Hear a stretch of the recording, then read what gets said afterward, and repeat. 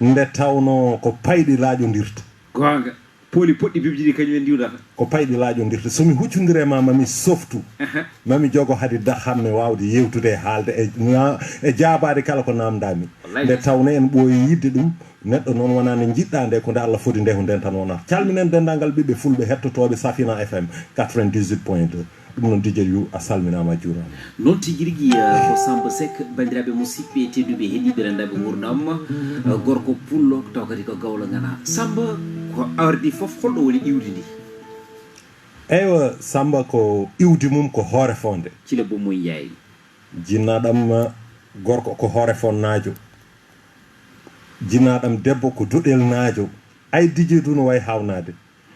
kono noon innitortomi kala saaha ko gollere golli boɓel saare nde tawno nenam abbino ko yummum gollere min babam yalti aduna law min gabbi jinnaɗamen debbo gollere donc ko ɗon min piji ɗon min mawni ɗon min gandi ɗon kadi min nguuri kono noon iwdi ndi ko hoore fonde Thile Bomoy Ndiaye iwdi ndi ko hoore fonde Thile Bomoy Ndiaye ɗum noon sikkela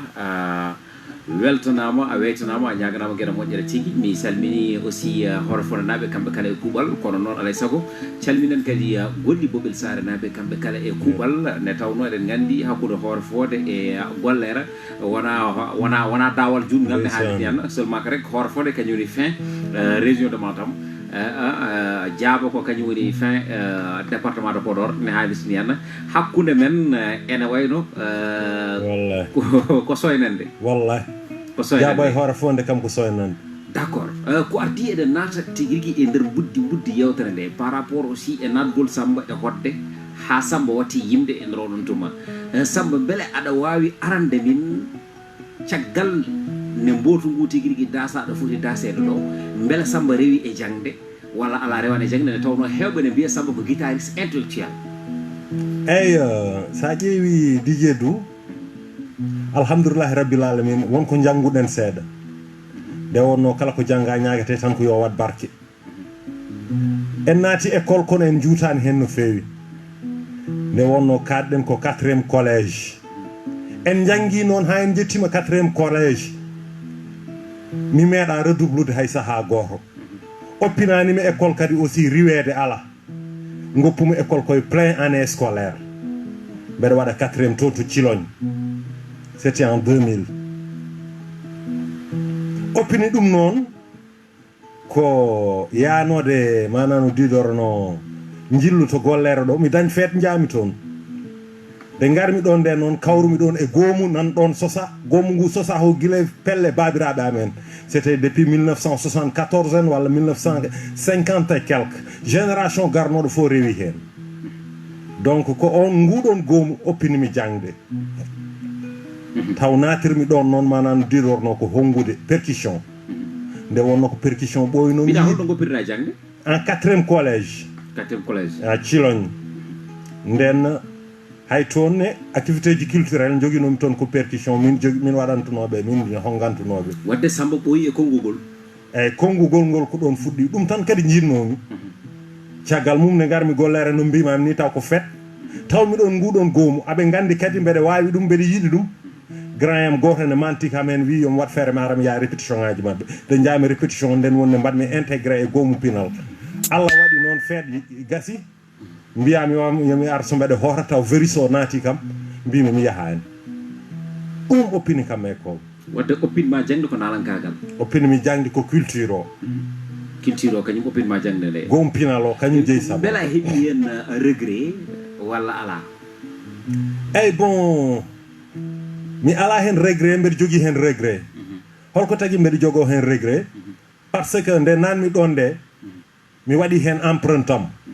tawnomi ɗon ko théâtre uji e nder théâtre uji ɗi ko wawnoɓe théâtre ko théâtre sur scène kadi yaadi koye jimri yaadi koye guitoruji yaadi koye ballet de danse yaadi kadi koye poème aji on gompinal ko noon wano aɓe jowanno noon e diwanuji ɗi foof Allah waɗi kam mi ari ɗon gardunumi ɗon ko hongude nde battumi hongude ha ɓooyi ɓe batti wadde mi intégré et joude des rôles mi joue théâtral mi jogo des rôles battumi joude e nder hen mbattumi kadi koye hen jangumi oɗo guitare mo jogimi par ce que min joguino ko guitare si goto mo gandanɗa hoorema liggoto noon koye hôpital o alano jot saaha amin jalta waɗoyde programme uji min daña probléme de guitariste mawnam goto noon ari ɗon e gollere ene fonno voyage ene jogui guitare oppanimi ɗon koye on guitare puɗɗimi janggude guitare koye daaɗe rewɓe gompinal mo gollere percussion a ƴetti étape wattude joude pièce a ummima ɗon a watti joude comment dirais-je guitare donc 3 fonctions ari ɗon fonction keddiɗo ne ɓoymi ɗon nde kadi mi wontu metteur en scène mi wattu windude des pièces nde wonno ko école mawɗo woni ɗon hokkimi wawde wattude joude e wawde des pièces hankkadi no hunde fof kadi e aduna DJ Dou ko vision nde tawno min tawi jinnaɓe ne mbaɗi créé ɗum ɗon chaque vacances ko théâtre min gadi ittude ɗum kam ittumi ɗum ko sac wona sac vacances hankkadi hay pré année scolaire amin mbaɗa des théâtre aduna ne waylo aduna yeehi mbimi pourquoi pas min mbaɗa une vidéo niveau international vidéo filmé min jeeya ɗum partout dans le monde ɗum min nandire ɗum waɗi pièce mo bindumi min windi pièce o minen jouyi pièce o min woni acteur principal min yaɓɓi koydam kadi ari ha ɗo e Dakar wadde trouvé un caméraman mi salminama de passage Saliou Bey ala Saliou Bey mi anda satmanamo jinnayi caméraman min ittimo ɗo e goomu Ablaye Diallo en théâtre min jaadi ha Fouta min tourni pièce o yeeya partout dans le monde déception o ko ɗon ari nde yeeya nde idée yam wonano min mbatta un deuxième vol non yomin mbattu kadi min tourne pièce goɗɗo théâtral yeeya partout dans le monde ɓe ganda kadi wona oɗo niveau tan wona oɗo thème tan min jaari min mbasa addude deuxième vol min gadda thème goɗɗo aduna o anda ɗum min mbaɗa évoluer hankkadi nde wonno ko on voix yonti koye on voix ko ɗon aduna o tolni hannode tan ɗon e Fouta o tan kadi tagatama andere taw kadi laabi ne goodi poɗɗa wawde andere ɗon min lurodiri yomin mbaɗ ɗum kamɓe ɓe jiyani ɗum dentangal gowmo on fotirno yiyani wonde yomin tourno ɗum yomin continue vision mo joguinomi o yonnoɓe tan ko fijje e diwan o min noon mbeɗa yiɗannoɓe ko ɓuuri ɗum ko ɗon mbaddume mabɓe goppumiɓe ko ɗon parcours am e gompinal gollere ne foti dawal ngal mbaɗɗa toon so tawi wonde aɗa wawa haalande min ɗo banggue duuɓi walla so tawi koto banggue lebbi caggal tigui rigui ha joni ne mbaɗɗa toon oɗon film ne haadirtini henna kadi donkuɗon famodirde donkuɗon nanodirde an mbiɗa wonde aɗa yaha aɗa yiiloyo goɗɗum beele ko duuɓi ɗiɗi walla duuɓi tati walla duuɓi non presque mi waɗe gompinal gollere 8 ans ferme duuɓi jeetati ala foto mi jouoyani e spectacle uji e nder Fouta banggue théâtre somi jaggi théâtre so yonti min woni acteur principal so bale yonti ko min hongata sabreje so jimri yonti c'est mon le guitariste in rôle uji fof mbeɗa rendinno ɗum toon e windude nde par ce que finde nde ko théâtre o sa ƴeewi nana e YouTube ko min joue le rôle principal te mi répétani ɗum je l'ai fait mi waɗ improvisé tan holko wonno thème on oɗon instant thème o nde wonno DJ ɗum ɗon kadi ene waɗi fayide nde wonno gompinal gollere Allah ne hokkunoɓe sens min kewani comédie minen ko thème uji min mbaɗatno thème o wonno ko enen Fuutankoɓe ndo ñaññinirten yimɓeɓe e nder galleji men woni arani en DJ Dou ummoto Jolof ara taw ko monisé wonay wuuro he wonay galle ma keñña ɗum e nder ɓesgu ma ɓuranma hay ɓiye afo gorko nde tawno won seeɗa mo waɗata e galle he jogo konngol e nder galle taw ko arani taw a anda kadi ne jogui gueɗe bonɗe ɗe yeeyata walla won jikku bonɗo wone mum yimɓe ganda haadi tan ene compa a haadi tan ene compa an a lijjitani goɗɗum nana wone galle ene fijiri sukaɓe rewɓe ko arani en enen eɗen keññani arani nana wone galle yoɓeta courant ko yiɗi defe e galle kadi ko ɗum defete rutto kadi taw ko dealer jaframi konngol ngol taw ko dealer on pièce ƴettumi taw ko dealer wona e wuuro he yaha noon ha aduna o fof anda ko dealer ha nangue ha nanna kanko jaarigue o nde tawno jaarigue o no joguino e makko ɗaminare ha ɓurti hay ɓiyum debbo añan ɗum bandum hokkimo kañum hokkimo noon kono resani ha Allah waɗi kadi ha Allah waddimo e suka debbo mana no didorno ha woodi ko ɓiili hakkude mabɓe woni suka debbo o sowi donc ɗum ɗon fof ko findinode Fuutankoɓe tan wona garɗo fof jaññana ɗum te omo jogui ɓiiko afo nane galle he kono ala ko wawi hen haalde kala ko haali heɗetake de wonno ala konngol ko hammadi ko pinowo tan ne tawa ko ɗum wonno pièce o quoi. D'accord wadde firti wonno gonno koye findinde bandiraɓe ɓe wona kala garɗo jaggira ɗum tan comme no jaggirɗa hoore ma wallahi te a kadi hakkillaji taga pande mbaɗa koye lahal ya hur ɓe ngari ƴetti a yeeyi ɓe ngari ƴetti seeɗa ɓe ngari ƴettani hay batte kadi ko noon jikkuji yimɓeɓe jikkori c'est très important. Caggal oɗon goomu pinal illi a jokkodirino e waaji goto mo gandanɗa hoore ma biyeteɗo Mamoudou Diol te ko neɗɗo mo gandanɗa hoore ma vraiment bawɗo ko waɗata ko kumpitiɗo ko waɗata ko te kadi o jangguini sukaɓe hewɓe hakkude ma e Mamoudou Diol holne wano e holno relation o tigui rigui wano. Ewa Mamoudou Diol aussi yo Allah yurmo yafom a haali ɗo ceernam kalɗa sehilam somi welama kadi mi wiye jinnaɗam. Mamoudou Diol andimi kañumne ko à travers de gompinal gollere nananno ko mbeɗa joude guitare uji min jointunoɓe guitare omo heɗorno cassette wadde a wawi guitare gaga tigui rigui aɗa ara e Mamoudou Diol haade mi arde Mamoudou Diol taw mi wawi guitare par ce que hewɓe cikkata wonde ko Mamoudou Diol jangguinma guitare non ɗon e gompinal gollere taw mi watti joude guitare mi dañani ceerno noon ha ɗon ala biyoma kañum jangguini Samba Kadiatel guitare on moment Samba Kadiatel yimɓeɓe cikkata wonde ma to koye école aji art gummiɗa ko hen jagguɗa guitare non nde parce que non nde gonmi gompinal nde taw morceau ja mbattiyade partout ɓeɗe joinaɓe guitare o nani ɗum omo tawmi place am to jeere gollere ɗo des fois ko ɗon min ke fottude o wiyami Samba Sagi mi wiyamo nam so wirtima atelier amen ɗo o wiyami an ɗo wona place ma jinmi ko gara mbatten yadude tourné mais mi gëmani ɗum nde tawno aɗum mawnuno e yam mi meeɗa gëmde ɗum ha ñalawma goto noon Allah waɗi taw déception mo mbimami o arani kam e gompinal kanko Diol o noddimi o wi omo yiɗi mi ara mi joonamo nde o wi omo yiɗi mi ara mi joonamo nde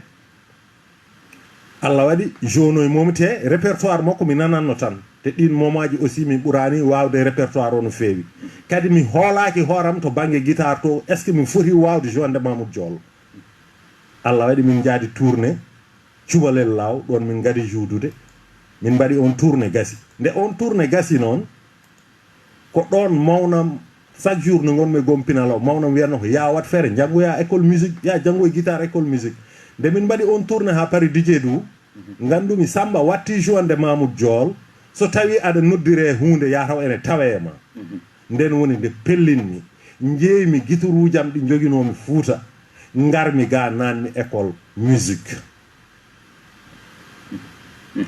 andudemi Mamoudou Diol hokki kam responsabilité mo gandanɗa hoorema donc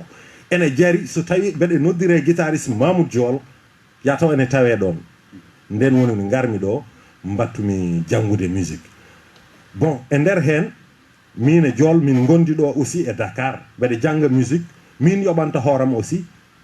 kono koye programme uji makko min dañata lenguiji makko e tout et tout et tout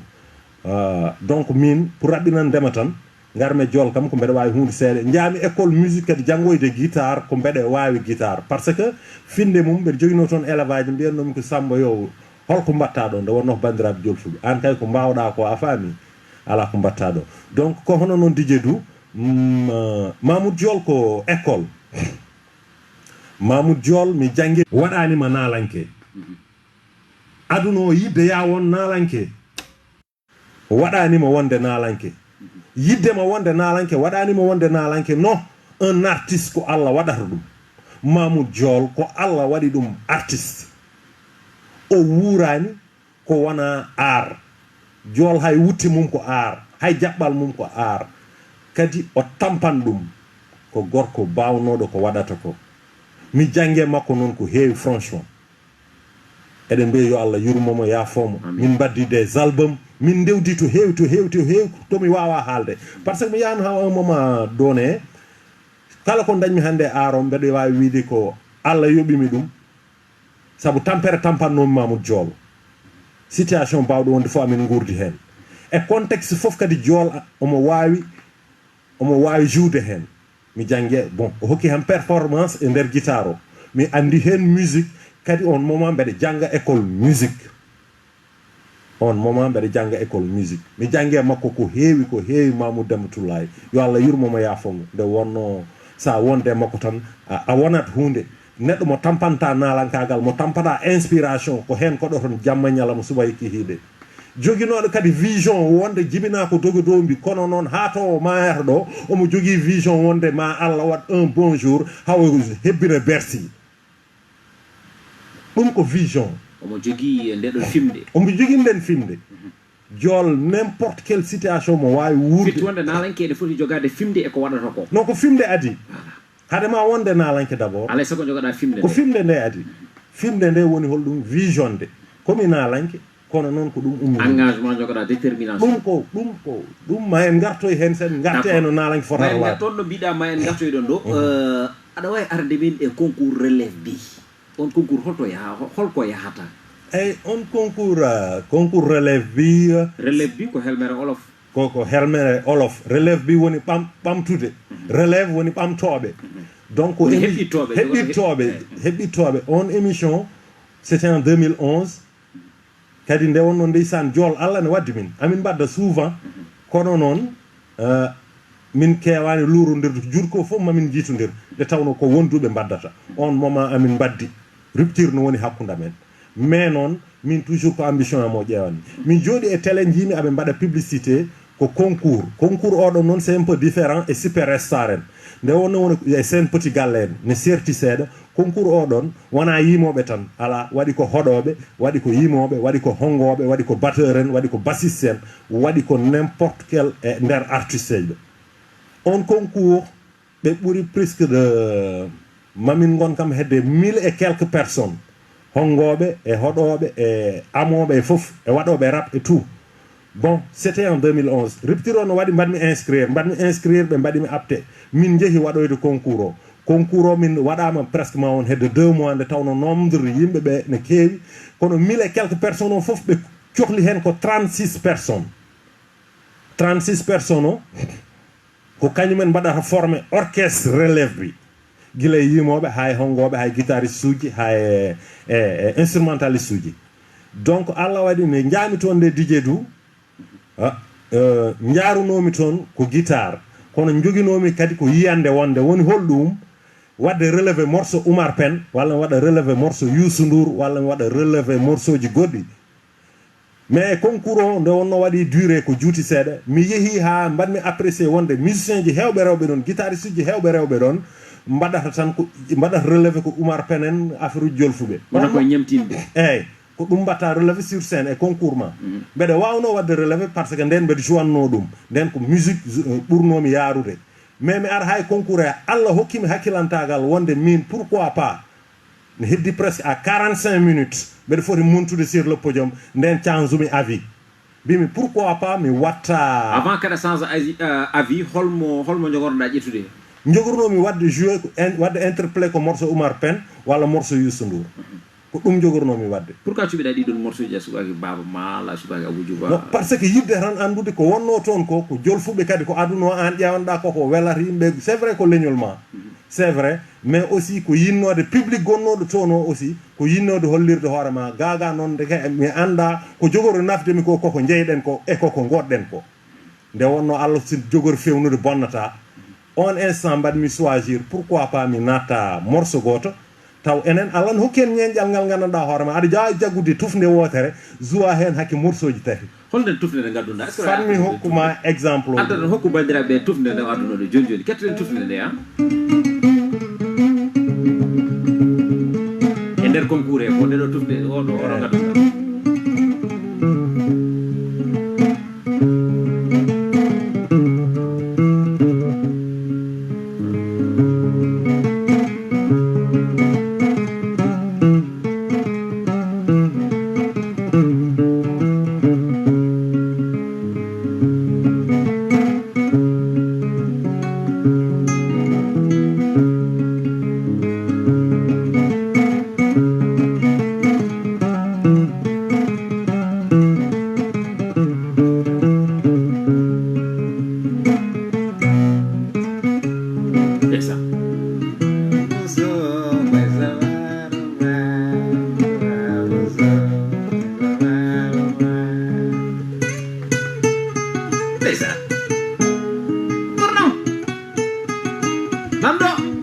Samba Seck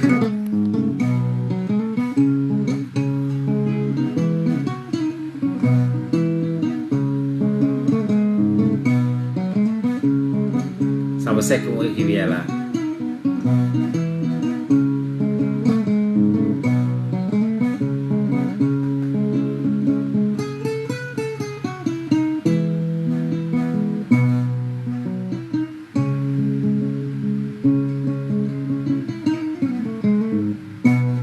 caggal ne koɗanɗaɓe nduɗo hoddudu e nder oɗon tuma mbaɗandi aɗan ɗo joni dije du artandemo mi yinno jokkirandemo le 3e morceau ko tufde wotere nde gandanɗa hoorema ko morceau tati ndenduno ɗon gadorimi ko duga nde gummumi duga nde paami sena musso nde gummumi sena musso paami e William Ba William Ba o kañum natanno joni hawre waɗi naɗo William Ba o joni min ƴewa aussi beele min mbawi simmade no min keɓino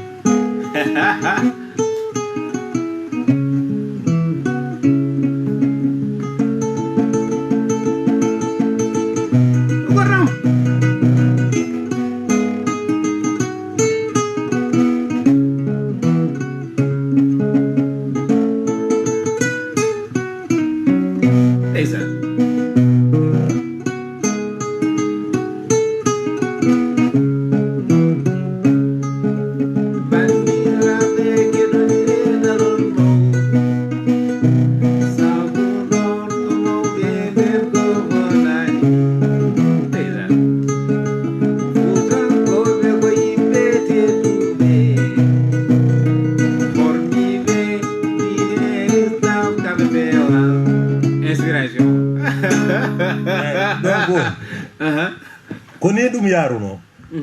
ko William Ba o e ɗum donc mamin gon 1000 et quelques guitaristes uji ɗi ɓe ɓurino presque hekke 50 guitaristes ah bon ouais mais an holko keɓɗa hen exactement beele Samba Seck waɗi son sortir walla eyo Samba Seck ya ƴetta mi wima komin 1000 et quelques personnes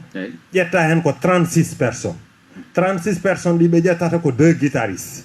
ɓe ƴetta 2 bassistes 2 batteurs 2 jouaɓe sabar e 2 mais yimoɓeɓe noon kam ɓuri min hewde minen yimoɓeɓe maɓe gon hakke 10 personnes ha 11 personnes yimoɓeɓe kadi ko mélange ɓe ko waɗoɓe rap ɓe ko waɗoɓe R&B ɓe ko waɗoɓe mballah ɓe ko haalpular en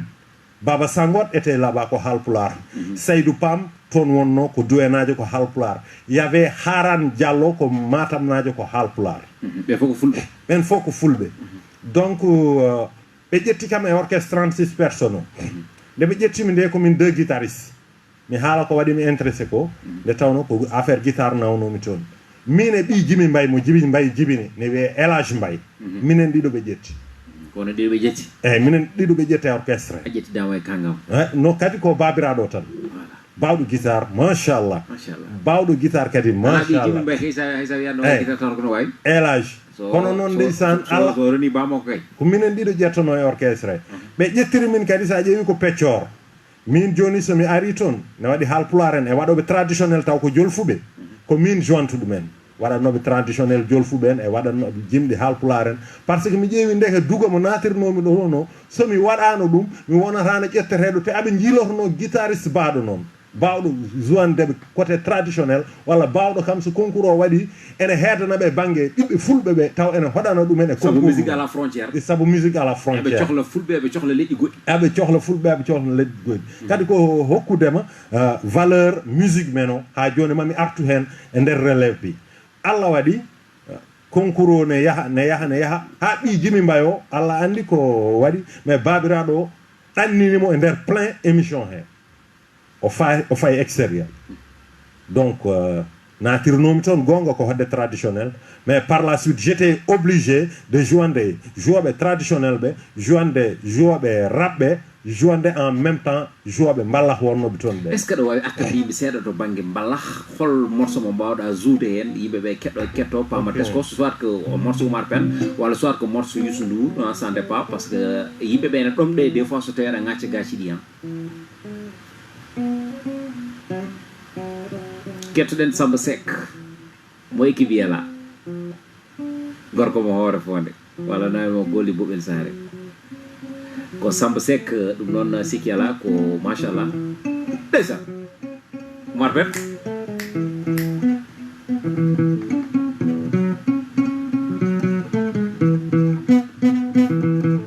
waji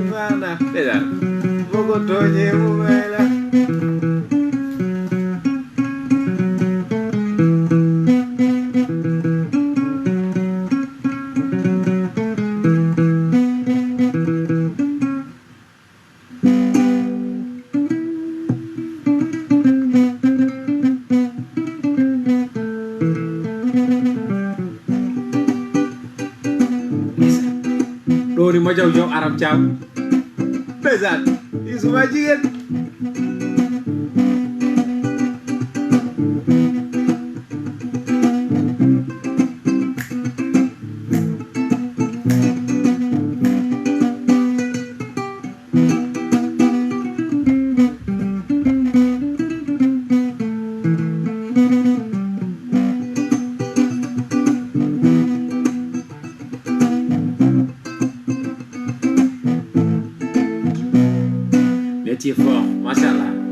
bon aɗa andi kadi guitare ndeysan ko mbayruɗa fof oppuma fof kadi ma en gartu hen ha joni DJ Dou performance banggue guitare o Allah walli en ƴettama e joɓnoɓe guitare ɓe mais noon so yonti nde wonno concours aji ɗi yimɓe fof ne gandi il faut daña wotonoɓe waɗoɓe vote ne waɗino numéro aji ko vote nde wanno kadi gueɗe ɗe gandanɗa hoorema aussi so prime yonti prime woni moment ji ɗimin mbaɗata spectacle uji ɗi so yonti a addat yimɓe fans club ma fans club nangam fans club nde wonno ko concours min Samba mi wone concours he hami oppi mi meeɗa nawde neɗɗo toon par ce que hay final o lourde e gueɗel kanko Baba Sangot nde wonno somi welanomi wiye komi guitariste tan mais en même temps omo heeɗimi aduna ne heeɗimi mi waɗatno créer un morceau pour lui so ɓe keɗima tan ɓe beltoto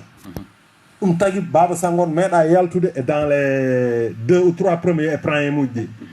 ñande o yani foof nde o yani o waɗa nominé nde nden hawri omo change idée momin mbanno o donc o naate domaine moɓe gandani seeɗa donc erreur uji makko jalti ɗon mais somin keddinomo e logique momin joguino o ha hande save continue en même temps final o noon gaddanmimo idée goɗɗo min mbaɗi un morceau mballak mbaɗanmomi ko ono ƴettiri final o ɗum ko fin mais e nder concours he mi respecte no musique men pulaar o hokkudema gueɗal wadde ça veut dire ko wonde musique men pulaar o so tawi o waɗama valorisé o foti ummade ɗo wonno ɗo o faya e dawol gongal e tawno ko musique international non parce que aɗa andi DJ Dou haala ka holto woni hande finde mum nanɗo wona nalankoɓe leƴƴi goɗɗi nana mbaɗa par ce que enen musique men e musique bambara en woɗɗodirani wonto hawri ha heewi on ko yimɓe mawɓe mbanno min couvrir des grands guitaristes wonno toon ko Thio Mbayen Dembel Diop en Youssou Ndour en Youssou aussi mi dañi takkusan to jooɗi mi gandanɗa hoorema e morceau ji Baba Sangot ɗi mbiyanmami ɗi mbeɗa waɗa arrangé le morceau mbeɗa joue le morceau en même temps min tan Allah tan Baba Sangot tan omo jooɗi kadi ala dañde on sens e relève bi kadi sona minen nde wonno min kalnama wonde Youssou min kalanaka wonde Youssou Ndour en ara kamɓe jolfuɓe ɓe min gonduno toon ɓe kaɓɓotono min gonmi koye radio répétition yontat ɓe poɗɗodiri adade répété minen min mbiya ala probléme répété so heure répétition amen Allah waɗi alamo Allah tawi sur scène ene waɗa répété Youssou Ndour alamo tawi sur scène ene waɗa répété sowona minen min tan e Baba Sangot tan Allah tan haɓede nde noon a yi hare nde ko hunde wonde kadi ko hunde ɓoyde kadi ko hunde luttude wadde ha joni so tawi ɓeydaki ustaki joni noon so tawi wonde an gagnoma ene kaɓa a ɓeydorte walla usorte wona gagnama e gagnama so tawi ene kaɓa wallahi wona ɓeydorade a ɓeydorte so tawi guiɗoma ene kaɓa a usorte wona wadde noon so tawi wonde an a andi aɗane haaɓe e suunde aɗane haaɓe e weñje ko hatma jaggodirde e ɓen ɓe gandanɗa hoorema ɓe joftoto gam yidde habde mumen nde ɗum woni caɗele men enen nalankoɓe ɓe jaggodiral ngal ene manki ballodiral ngal ene manki jokkodiral ngal ene manki mboɗo yiɗi noon so tawi en jalti e nder ngal ɗo namdal ngal namdimami ngal mbatta ɗon e développé ɗum tan ne wawi wonde émission ne haaji gartana en e caɗele ɗe nalonkoɓe men ɓe guuri Samba ewa DJ Dou ɗon jinmi arde seeɗa mi jofno ɗon tan par ce que hara nde kalta ɗo nde mbeɗa joguino confiance so tawi aɗa haaɓe aɗa hooli hoorema ala ko kulata nde wonno objectif hara nde fof kadi wonno tan ko yoɓe gaño min hen ko ɗum wonno objectif o mais mbeɗa jogui certitude wonde amin mofti ko gandanɗa hoorema koɓe tampinat koye maɓe mbawa hadde min yettade final ɓe mbawa hadde min gagnade ɗum ene ɓenduno e amin jogui ɗum tagui toon mi warani hoorema hay gueɗal gotal saabu confiance mo joguinomi toon on relève bi rewama ɗon te moment ji relève bi kadi mi wawa haalde ɗo mi haalani seeɗa e ceernam gartirɗumi kadi eko gonnomi ko taɗɗumi kadi artude e nder milieu ngawlagu on woni holon on woni Farba Sall yo Allah yurmende Allah wone mo Farba Sall Bokar Jubbol yo yurmende Allah parce que ko moment ji relève bi mo kalantumami do émission yam yalti ko émission mo mbadirmi concours o yalti ko samedi dimanche jouomi émission pour woni premier mam émission 2STV wadde firti wadde ko Farba Sall yima koy dum do non o yani me relève bi mais ko on moment Allah waddi min jokkondiri ko relation mo wayi bele ko wonde koreji tan walla ala ko do bangi gollal do e ko bandiraɗo ko jinnaɗo awlu fof kadi jiidi kono noon to gollal ngal aussi nde wonno kadi ɓesgu makko min gododiri min gowodiri avant mbeɗa andama kanko holmo ɓurɗa wondirde ko siré walla bon siré en mais mo joguino baaɗi ko ne wiye Salli Diaw hande nana France to tohara makko kañum kanko yummum jiidi yumma e baaba d'accord on wonno sehilam mbeɗa fréquente ɗum jamma ñalawma ne andi kay mbeɗa jogo guitare kono min mi meeɗa kam hawrude e Baba Salli pour yidde yaat toon ko nanɗo nanallam aɓe joguino manquement o noddimi yomi armi journal ko ni gandiral amen fuɗɗi d'accord ka ɓoyɗo jokkodirde e nalankoɓe kadi ka ɓoyɗo yabde e nalankoɓe guila ɗo banggue tourné ji walla guila ɗo banggue tigui rigui programme uji ha joni jomumen noddite surtout aussi ɗo banggue moon onon awluɓe ɓe hande so tawi mi wimo wonde hol caɗele ɗe mbaɗɗa découvrir nalankoɓe men guuri ha kone haaɗi ɗumen yettoyade ɓuuri wawde yettoyade holko mbiyata kam eyi Dj Dou caɗele nalankoɓe ko adi foof koko kalɗen nane ko sa wi artiste woni nalanke mi wima noon wona yiddema ɗum tagatma wonde ɗum wona yimɓeɓe yidde waddema ɗum tagatma wonde ɗum ɗum ko Allah waɗatma ɗum e ma koye ƴiƴamma wonata artiste ko Allah waɗata ɗum e neɗɗo donc a felliti aɗa wiya ka artiste a felliti aɗa wiya ka nalanke avant tout ko Dj Dou ko andude an ko ka holon nalanke so tawi ka révolutionnaire so tawi ka rappeur so tawi ka jimowo jimɗi gilli walla so tawi par ce que hande sa ƴeewi genre Alpha Blondy en Tiken Jah Fakoly en won étiquette uji jogui jaaha to zouk won heroriɓe ɗum ko jimɗi gilli tan an l'artiste aɗa foti jogade d' abord oɗon empreinte ganda umminma tan ko naale walla umminma ko jimri jokkere en ɗam a andi kam ko ɗum ɗon joguiɗa kono noon ɗum ɗon foye wade noon Dj Dou il faut jogoɗa vision so tawi neɗɗo a anda to paaɗa a yettoytako mi ummima gallamen paami ko Safina FM hirat musat lawol ngol hamnoto kono mi yettoto Safina FM mi ummima gallamen mi anda to paami hay nokku mi yettoytako donc artiste o sa ummima d' abord a jogoto vision wonde ko ɗo jinmi yettade d' abord nde tawno ko namde e nalankagal ko walla ko namda e artiste ko ene heewi Dj Dou wona welde dande tan ala mi wima ko vision o d' abord sa joguima vision jogoɗa objectif Baba Maal hokki en exemple ko ɓinguel Podor najo jibina ko Podor jibina ko Fouta e nder waalo kono noon holko wonno miijo mum holko wonno objectif mum holko toɓɓuno manano didorno ko faade Wembley hebbina ɗum Allah hokki mon fartange o waɗi ɗum o yettima ɗon donc an artiste o a jogoto on vision d' abord fandare ɗe jogoɗa fandare nde kadi gartuɗa ha joni koye hande mbiɗami nden Baba Maal en mbaɗatno ko lappi Samba Dié Sall en mbaɗatno ko lappi communication alano radio ji to mbawɗa haalde heewani téléji ngalano yidema guitare ne yeeye weeɓani yidema clavier ne yeeye weeɓani école musique aji so limama ko goto woni ɗo malgré tout cela aɓe mbaɗatno hen kam koɓe mbawi hande noon fonno ɓurde yarude yesso nde tawno ɗen gueɗe fof dañama jangde nde nanɗo janggoyde musique nde radio ji ɗi nanɗo téléji ɗi nanɗo kadi ɓen addannoɓe wadde lappi ɗi ko yeede musique mabɓe ko andede ko wadde promouvoir koɓe mbaɗata ko par ce que musique wa yaade sans communication aussi donc artiste o il faut jogoɗa d' abord no mbimami ni on vision ko ɗo jinmi yettade so tawi noon ummanima ka nalanke haalpular jiɗɗa haadde tan ko hakkude Wourossogui e Podor ɗum katta tan ko hakkude Wourossogui e Podor so tawi ka artiste vision ma woni ko manano didorno ko yettoyade Wembley ma jago ngal ɗon jaɓɓal ma jogo on himme ma andu holngol ɗon lawol ngol poɗɗa rewde ha jettoɗa ɗon donc objectif o il faut wona ɗon ko jimi ko woni caɗele nalankoɓe men hande mi wima sa weeli dande a ɓuri sénégal fof welde dande a ɓuri sénégal fof dañde hoɗoɓe welɓe ɗum ɗon tan kadi nawanimo dije ɗum il faut jogoɗa structure il faut jogoɗa tambiɓe gueɗe ma an nalanke o a wawa wonde hunde fof an artiste o a wawa wonde manager hoorema a wawa wonde bindonowo hoorema texte uji a wawa wonde lijjitonowo hoorema programme uji donc wonko namdi il faut daña structure surtout oɗo jamanu to tolni ɗo structure c'est très important daña ɓe gandanɗa hoorema ɓeɗo toppiti affaire gueɗe ma gueɗe contrat ji ma lijjanantuma wone gueɗe par ce que aussi ko ɗum alay sago ɗum a dañat ɗum sa dañi ɗum a ɓenni sa wel ko belɗa dande ko fof kadi no mbimami ni e ko mbawɗa ɗum ko fof e sa joguima structure tamit a ala communication hay nokku a yata aussi il faut jeeya ko joguiɗa ko mbawɗa ko jaltina ɗum holto yaltinte e hol laaɓi to jaltinte hande oɗo monde mo gonɗen e hol dame ɗe poɗɗa rewde ha jaltina ɗum radio ji nan ɗo boîte uji nan ɗo plateforme uji goɗɗi e goɗɗi nan ɗo ɗon nalankagal tolni ɗum fof so arema kadi jogoɗa comportement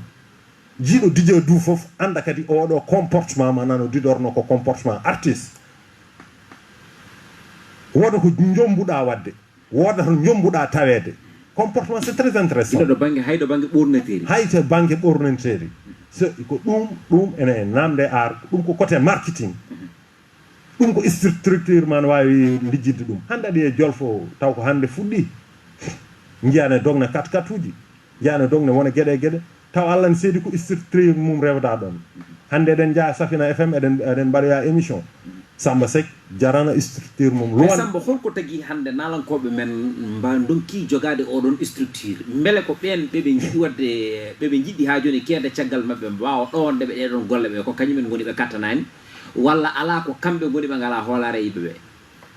mata ko kamɓe goni ɓe ngala hoolare yimɓeɓe pour leñol ngol non wona toon bon défaut ko mbimami ko limtumi ɗo ko foof aɓe manquira ɗum d' abord wone mabɓe ene manquira ɗum woni vision mo mbimami o ambition mo mbimami o so tawi a yiiɗi wonde DJ du il faut ndewa to DJ du rewi ɗo ha wawi wonde DJ du jinmi ko yettade ɗo ko ngal jaɓɓal ɓe manquira e on comportement diwtinde hoore mum woni nokku firti wonde so tawi wonde neɗɗo anda ɗo fayi a yettata ko hay nokku donc so tawi jiɗɗa hadde tan ko ɗo ko ɗon tan katta ɗum kam ambition min mbiyammi kene heddi pourquoi pas ɓe janggoyta musique weldande waw kala ko mbawɗa e aduna kono meccal fof ko ma jangge yo jomum ya janggoya jimri école aji nan ɗo wat kotuwa e yimɓe woɗɓe par ce que musique elle est universelle jokkodira e yimɓe woɓɓe par ce que pulago ngu nane men c'est vrai mais kadi gueɗel gotel mboɗo yi ɗum e nalankoɓe men hande hewɓe kewi ƴettidde bammal koɗo banggue comportement kono kewani ƴettidde bammal ɗo banggue engagement ɗum ɗo aussi c'est très important par ce que aɗa yiya neɗɗo mo ganduɗa hoore ma so tawi o darima dow sen tan ko bammal ne bammal ɓornoto ne bammal yiiloto e nder sen ne bammal yimrata e sa faami jomumen dutto kadi jima jimɗi bammal est ce que ɗum ɗon ko solution eyyi solution ɗon woni ko mbiyanmami probléme o fof ko toon ay bammal aɓe mbiya bammal wallani woni jeune uji aɓe mbiya noon bammal wallani min hol ballunoɗo bammal bammal hay goto wallani ɗum allah e nelaɗo muɗum objectif makko yiddemo wonde yidde yettoyade nokku wallimo neɗɗo mbawɗa ngabbinde mbato ɓaggina ɗum e miir kono ngaylude nde kañum ngaylinto hoore muɗum yama ne joguino vision ne joguino jaɓɓal donc sa yiiɗi wonde hunde il faut tawara e hunde no mbi mi artanma e côté métier o tan ɗum addata ɗum sa yi hande hewɓe mabɓe nana ñimbina bammal donc ko ñembata bammal ko nanema c'est vrai ka nalanki ɗum ko hen jibina ɗen hande a wawi wiide aɗa ara a ñembani a nokkani e bammal hunde par ce que hewɓe mabɓe ko bammal hecci ɗumen musique bammal kadi hecci ɗumen donc ko hen mawnuɗen hen piƴƴen alay saago nokka hen kono yaade janggoya goɗɗum caggal ɗum ɗo nanema ya ƴeewoy goɗɗum janggoya goɗɗum mbawa wadde différencé kam e ko ñemmanɗa baba ko sa yehi toon ma janggo goɗɗum par ce que musique jangguete aussi done woodi weldande wadde hunde foof mais jangguete so dañama ko ɗum jiiɗa guilay kamɓe noon hay journaliste uji men hay animateur uji men ɗen caɗele nan ɗon DJ du mais mbeɗa yiiɗi garten seeɗa ha joni e caɗele nalankagal ngal ko woni probléme mabɓe leñol ngol ne aussi wasa won banggue ene manquini kono noon ko mbimami ɗo ko foof nalanke on foti jogade ɗum kono ha joni kadi wonay animateur uji culturel nanɗo ene jeeya kadi ko bonni nalankagal men wonay animateur uji culturel ça veut dire waɗoɓe animé quoi parce que mi wima nalanke aussi hande oɗo saaha mo tolɗen a wawa yaade gaga communication onon min mbawa yaade gaga onon oɗum jogui darde mawde e ko wawde nawde nalanke dj dou mais kadi hen sahaji fait très fat hami jofna aɗon holko woni ɗum wonko jiimi quoi donc enen nalankagal men ne waɗi caɗele franchement donc mi wiyani kadi ko animateur uji foof non yimɓe fof mbanan kono noon so tawi aɗa jaɓi wonde animateur aɗa invité des artistes yiya taw wonko gandanɗa nalankagal ya taw aɗa jogui humpitu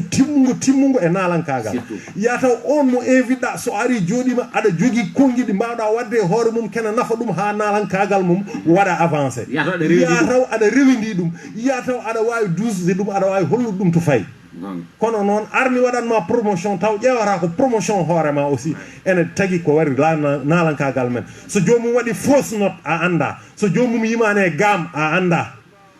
parce que aɗa yiya ɗo nalanke invité waɗa ko gandanɗa hoorema ko musiba ɓolo aɗa daara mais so pari jiyata ko animateur o foɓɓan ɗum donc anda hol rafi ɗum donc alay saago nalankoɓe kadi baɗe ña kalne ça veut dire que somi faami ko jiɗɗa wiide ne nalanke o yahara ha jarana ɗum ɗaɓɓoyɗo nalankagal ni animateur jiɗɗo wonde animateur no rewinde noon nalankagal ni kañum e hoori mum ko ha wawa ko waɗata ko tel sorte ko tawi waji o rewane lawol o resinume lawol eyyi ko ɗum par ce que aɗa ene wawi heɓtadema jiiɗa tan wonde animateur kono noon so Allah waɗima ha yiiɗi wonde ɗum il faut gurda e nalanke guuram nalankoɓeɓe ganda ko holko woni probléme uji mabɓe ganda holko woni défaut ji mabɓe kadi ma en gartu toon an ka exemple e won banggue goto par ce que mbeɗa yiiya wone nalankoɓe no mbimami ni won hen animateur uji gonmi koye radio jiiloto ko promotion ji koye mumen so parema émission parema ko ya armin mbaɗanen promotion gogo jomum waɗi des lacunes a wawa corrigde ɗum jomum ari sur le plateau a wawa hollude ɗum holto foti rewde ha ɓamto holno nalankagal men ɓamtorto ko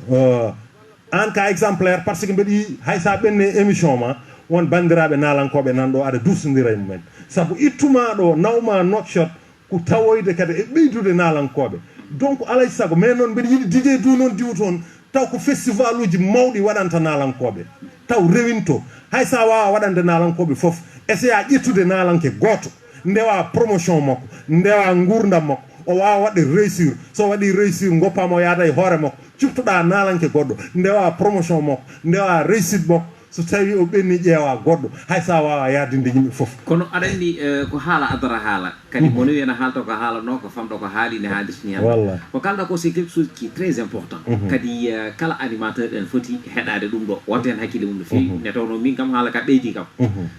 waɗi kam motivé kadi aussi kono hen sahaji nalankoɓe men fulɓe eɓe metti jingande weɗi jingande ko dudutoɗo c'est très important eɗen kewi haalde konngudi mais il faut mbatten hen hakkillaji ɗon saabu ɗum holko tagui mi wi noon dokka am seeɗa tan holko tagui mi wiide noon a arat jiiya oɗo omo jogui potentiel oɗo omo jogui avenir taw ko jiiɗa e makko kanko yiyan ɗum hoore makko ngara jiiɗa holludemo hol lawol codorgol ngol foti sodorade walla hol lawol ngol foti rewde ha hujjaji makko mbawa yoltade walla haw wona quelqu'un jomum yaaha fuɗɗo nanede fuɗɗo andede tan fetta lawol gal rewano dj du ko kalɗa ko ene laaɓi aɗa andi haɗa holto jiɗmi artude 80 so tawi ko 100% 99% probléme o woni koye nalankoɓe wona leñol ngol wona animateur uji mais ko holludema tan ko caɗele ɗe ene keewi par ce que no mbiɗa ni ha joni ko jomumen ngala vision tan ko vision o manqui sa yiiɗi wonde hunde wodat ko jaranma musique à la frontière sa yiiɗi siniwaji keɗoma a janggoyat musique te hen sahaji eɗen jogui il faut jubben ɗon te hen sahaji eɗen jogui ɗeɗon caɗele a yiyat dj du animation mo foti wadde o walla animation mo waɗata o jiida an e musique mo mbatta o ndewa e dj du tan tecci invitam taw dj du eɗa andi wawa invité mo émission mum par ce que sa ari wonata ko faux raccord wonata ko faux raccord wallahi a faami so woni faux raccord so won melamanuji hettotoɓe so ɓe kettima so tawi fewani tan kamɓe mbiyama ko fewani te so aussi ɓe nata waddema suivre wallahi ɗum waɗi noon jomum men e ƴeewa so tawi ari a bonnat oli an jiɗɗa ko fewrede mais a bonnat bonnana hoore ma sa invitani jomum noon daro ene wiya wonde ne ŋiñma walla ne haala haaluji noon kono nene waɗi naala koɓe ɓe gandanɗa hoore ma ene tini succès taw ko cikkata succès ko wona succès non wondi ko jetta e hayno non taw ko cikkata succès ko ay to jomum men poti darade hankkadine par ce que DJ du hokkima 2 émission 3 émission a fuɗɗima andede a dañi succès an ko ɗon poɗɗa fuɗɗade golle ganda koye aɗana noddire naalanke kono noon aɗa foti notirade ɗum jaranma janggoyde par ce que école moɓe mbiyata o wona dande nde tan aɗa askane faami wona guitare tan janguete toon aɗa jangguine no poɗɗa windirde no poɗɗa windirde texte ne waɗi no foti windirede no waɗi foti lelorade a faami aɗa jangguine hol laabi poɗɗa rewde ha mbawa wadde évoluer nalankagal ma aɗa jangguine comportement artiste par ce que un artiste doit avoir un œil de plus to jiyataɗo ete yimɓe jiyata to serta un œil de plus par exemple mi ari ɗo studio he eɗen kuccodiri taw to ƴeewami to wona ko ƴeewanmami ko de ala hol couleur ɓurɗo hewde ɗo e studio he hol no foti pontoje ɓuri ɗo ayi mais holko tagi nalanke yimɓe ɓeɗe ndewa mum c'est ça veut dire ko wonko wone ma ala il faut mais en ngala ɗum joguiɗen ko yiɗɓe wonde ɗum en kewani nalankoɓe joguiɗen ko yiɗɓe wonde ɗum walla ɓe Allah waɗi ɗum en kaldat gonga sen kaldani gonga caɗele nalankagal yaata sa tawi neɗɗo engagement ɗo artiste leñol gongol ne yaɓa ɗum de 500 000 taw ka leñol ma ko an woni waɗani fulla e hoore ma sa noddi kam yon waɗane animé joɓatami ko 500 000 saɗa wawi sa wawami jooɗo mi nangga e nalankagalam mi gëma ko gëmmi ko mais jomum men mbaɗane des contrat 100 000 50 000 francs wiya jolfo ara taw ala ɗum ɗon ni yidde tinede ni par ce que jira ko nalankoɓe eɓe gara eyyo eɓe dogdogno e seenuji pour yidde tigui rigui yiyeden pour hollum jom ala ko vision ji ɗin woni so tawi monti en wawi ñaganadema guirsi fof ka c'est ça ko ɗum woni probléme c'est ça le problème aussi ɗum woni probléme men wonno yimɓe jiiranma walla wonɗo yimɓe ɓe jiyatma walla won teddugal ngal rokka e hoore ma tan hay goto wawama rokkude ne tawno aussi neɗɗo waɗata hoore mum valoriser rokke mais gëm-gëmo DJ du yo won ɗon gëm-gëmo yo won ɗon so tawi ala fimde yidde wonde hunde nde a jogoto fimde nde jiiɗa ko ɗo jinmi yettade d' abord kadi ko Allah yettinta ɗon neɗɗo hoto jogo kiram so tawi neɗɗo koye leñol gongol aɗa andi sa rewe makko ma daña makko nafoore rewe makko daña e makko nafoore gartira e nder leñol fulɓe aɗa wawi sa rewe makko ma dañ damal rewe makko daña damal jokkodira e leñol gartira e leñol fulɓe ɗum woni caɗele meɗen to banggue artiste to banggue leñol ngol kadi alay saago mi haala hen DJ du bon aha bisimilla par ce que aussi ɗum noon fof so hawrema an nalanke o gueɗe moƴƴe ɗe limtumi ɗe fof kadi so hawrema sa dañani leñol ngol tambonoma kadi a yaata leñol ngol nene jogui hen part de responsabilité puusa ko teeɗi yara ɓaguir tiiɗi jatawaɗa ɓaggi to tiiɗi jon noon journaliste uji mon jon noon animateur uji mon jon noon nalankoɓe mon kokkon ɗumen valeur nafon ɗumen ha heddo noon déception walla ha heddo jomum ronko wadde ko wawde wadde ko jomum wona ɗo DJ du fuddo ɗo joni e journaliste goto télévision depuis 2017 jiya jomum nana jogui galle mum nana jogui rafkat mum kañum ha joni ɓe fuɗɗotuno walla taw ko almuduma e leñol gongol banggue journalisme jiya an ha joni taw koye tata jata taw ko jinganede waɗi ɗum animateur taw ko jinganede waɗi ɗum nalanke jiya waɗa ala fof to rewata ala fof to weltinanima ala fof to wannanima pendant 10 ans taw ha joni jolata koye tataji walla yarata koyɗe walla ne jogui des difficulté kam en gona jingoɓe eɗen jogui salaire goto mo joɓaten te salaire o jog golle tan o majjata o mayata te o gasata aduna o gasa jokku golle kam sono ɗo koppareje tan ko en kebbini wallahi neɗɗo jokki tan ha jokkirima ɗum probléme o jokku omona jokka kay haari ñande piɗɗa fof aɗa heɓoye makko fartange annene ƴewɗo jokkidirɗamo beele mo wawa jokkude janggo nawatena c'est comme ça que ça fonctionne mais nak a yiyat ɗo mbaɗone DJ du waɗa direct aɗa yeeɓa direct o mais aɗa ama hay ɓennide direct o te pourtant aɗa ne ɗacci temps ma fof oɗo ɗi concentré direct aɗa yeeɓa so tawi a ɓenndinino wasata ma won gonɗo ɗon yiya so yii waɗa hen découvrir DJ du goɗɗo e goɗɗo waɗa découvrir ha hawra tigui rigui on mo ganduɗa ma jogui ko contrat mo eniɗi signide ɗo mbaɗone DJ du no mbirumami ni tan wallahi c'est ça mais DJ du henne kadi e nalankoɓe leñol ngol no mbimami yo tinnoye koye mumen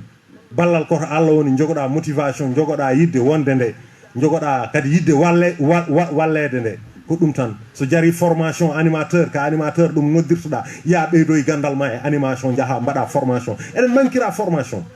don tan kewɗen yarude don tan kewɗen yarude don mais formation kadi ene woodi hunde fof ko ma jangge ɓeydi torade gandal a wonana almuda a wonanta ɗum ceerno ɗum noon ko noon tigui rigui Samba Seck a salminama a juurama a weltanama kadi wonani min fartange tigui noddudemo ɗo hen nde tawno eɗen gandi ka neɗɗo baɗɗo rampe nde tawno kala mo nani parcours ma eɗo dewɗa ɗo en andi ɗum ɗo wona ko hoccida koko jangga ne hannirta niyanna kadi ɓuuri kam welde e ma foof ko yankinare ma nde kono kadi Samba à chaque fois mboɗo yima e dow chaine walla mboɗo yima e nder émission ngaji émission ngaji ɗi gaga nalanke o ko an heewi ɗowde ɗum an dusata nalanke o kono ko an heewi ɗowde ɗum an jogoro foof an jogoro foof so tawi o yalti gam ko an heewi artirdemo so tawi woodi no wayi ko an heewi artirdemo e nder ɗon tuma uniquement yidde tan yo hunde nde rew lawol woro won fayi mais nak illeni on mo ganduɗa ɗo kañum nalanke jimo o anda hol tempo mo fotata wawde fawade walla anda holko Samba yiiɗi wadde e nder ɗon tuma kono Samba rewat hen tan ene forta ille Samba ko joɓade hen des millions qu'est ce qui se passe non Samba so nalankoɓe jobnumi hande kalami ko dandam do mi diwi ɗo ko heddi ko no mbiɗa ni neɗɗo kala ko mbawɗa wonde e aduna a waɗani ɗum hoorema ko Allah watma ɗum ne wawno wadde ɗum DJ du goɗɗo walla waɗa ɗum Mamadou Daoud Keneme goɗɗo kono ko Allah waɗi ɗum e ma jarani farnade a jippoto keeɗa less martaba ma nde wonno ko mbawɗa ko Allah watma ɗum bon DJ du banggue jimri ndi ndi kalta to kamɓe yimoɓe ɓe Allah hokki am sens mi jouani hewɓe leñol pular guilay nalankoɓe mawɓe men bammalen min juudi min juunima studio mi joué dow concert makko Abou Djouba den Allah hokki am fartange ngaari lawen nalanke haal pular momi jouanani ala ɗo mi wiyanima awluɓe artiste uji leñol men jouoɓe momi jodda kam kufmi guitare ɓe gandanɗa hoorema ko guitare ma tan jiiɗi heɗade Samba Seck joni joni tigui rigui taw koye dow son Elage Baba Beydi Mal kettoɗen mo joni joni inchallah garten so ɓoyi sen noon alay sago uddiret ɓoggol ngol woni 88 628 10 95 88 628 10 95 88 628 10 95 moniɗɗi jeeyede yewtere nde fof ko ɗum woni ko waɗata Safina FM 98.2 lanamalal eɗen gonɗi ɗo hedde e studio Cheikh Oumar Al Foutiou Oumar Madi ɓe ndeɗa mo sakiri ñembe keɓani Samba Seck joni joni tigui rigui gaccana en gaci ɗi keɓen hen fartange noffu garten e nder buddi yewtere men Didier Welnare mi salminima mi juurimama mon frère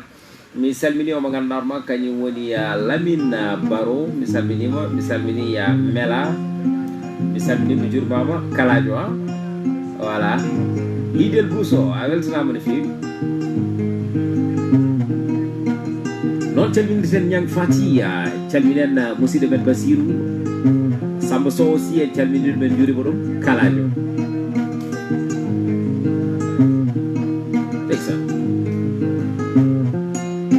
nan Kaladio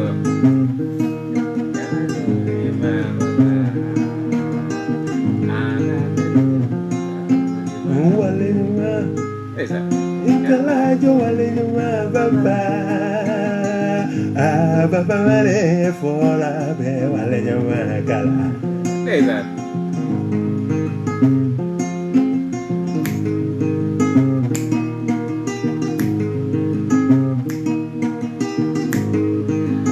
Oustaz Mamadou Ly waleñuma Kaladio waleñuma baba Ido Boussa Kange Toro baba wale fola be waleñuma kala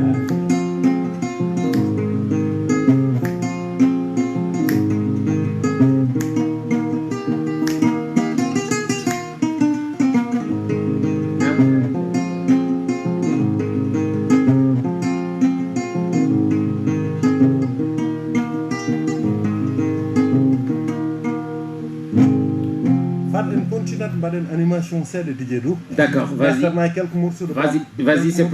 c'est parti ɗum noon mbiyen bandiraɓe mo ɗiɗi noddude haaldude Samba Seck kala ene wawi wadde 88 628 10 95 so tawi gonɗa ko toon to gandanɗa hoorema woni caggal leydi a wonani e nder leydi ndi to mbawɗa wonde foof so tawi ko Afrique walla so tawi ko Europe walla so tawi ko États-Unis mbawɗa wonde foof aɗa wawi wadde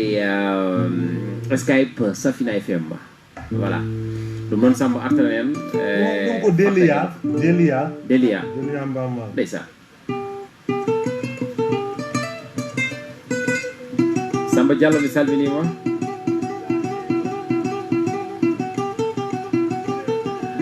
Mr. Bira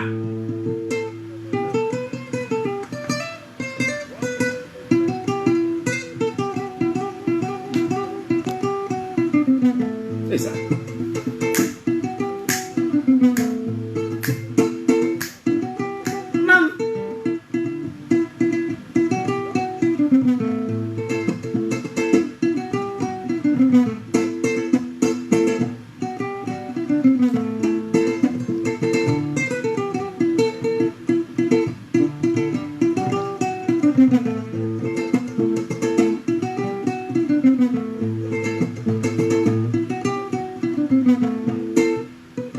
ɓurnomi welde ɗo noon ko intro o quoi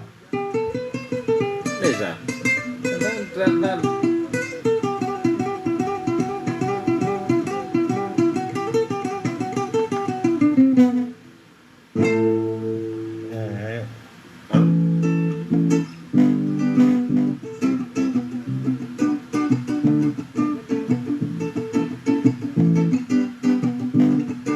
Abdoul Diallo a salminama Tidiane aussi mi salmini ɗum las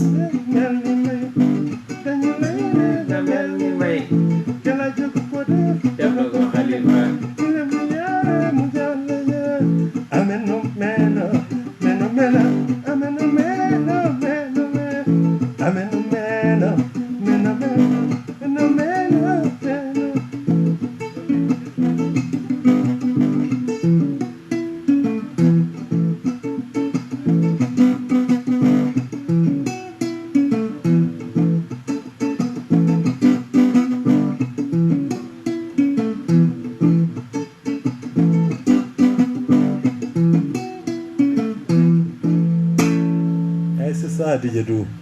Amadou Ma ay calminimo wonde mo hetto Safina FM 98.2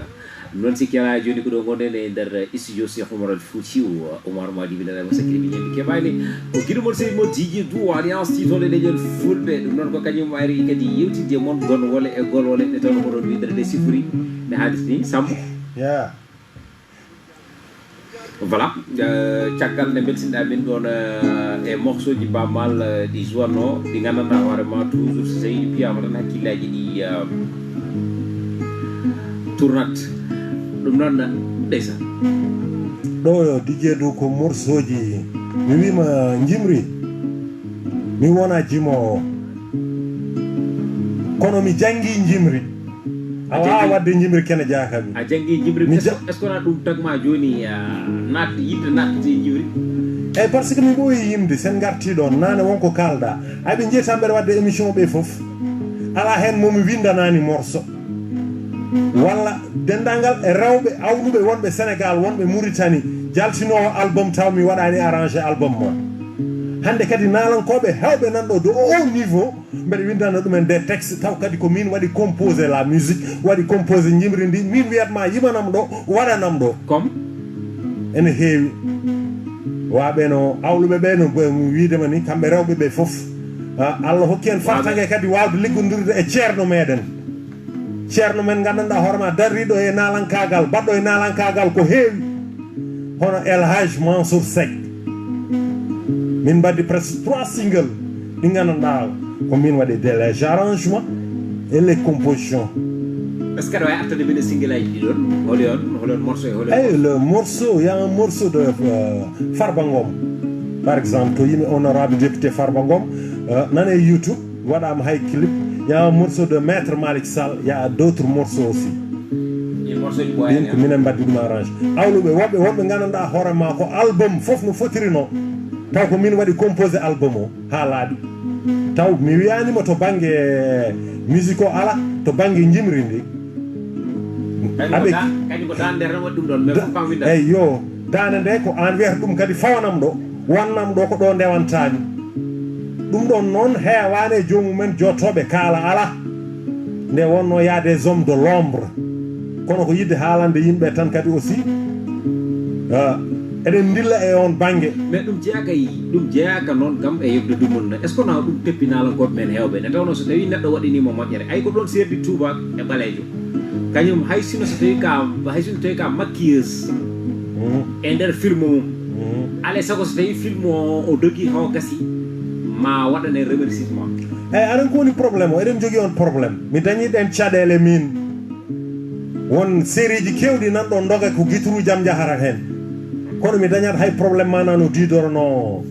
yo jomin mbad sous-titré indam nder hen kamɓe yimoɓeɓe aussi ko noon te kadi gonmi ko radio dandam nde ko dow